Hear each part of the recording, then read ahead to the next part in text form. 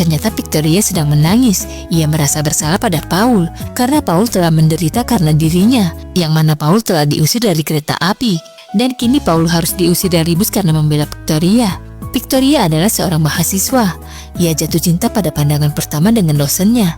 Namun saat Victoria hamil, sang dosen malah mengusirnya dari kampus. Kini Victoria harus pulang ke kampung. Namun Victoria takut pulang karena ayahnya adalah seorang bangsawan yang menjunjung tinggi etika dan norma.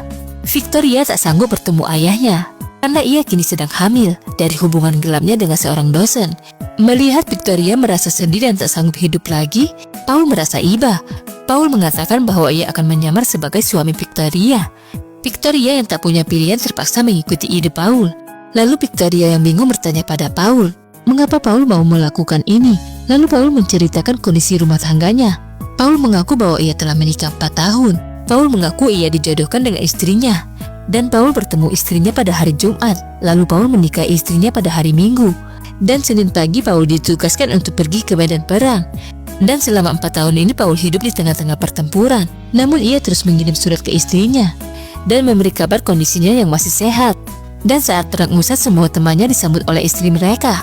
Dan hanya Paul yang berdiri sendirian tanpa istri yang menyambutnya.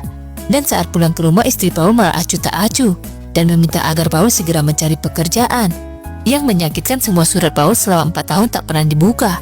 Hal ini membuat Paul merasa kecewa dan sedih karena istrinya sama sekali tak ada rasa cinta padanya. Lanjut part 2 ya guys.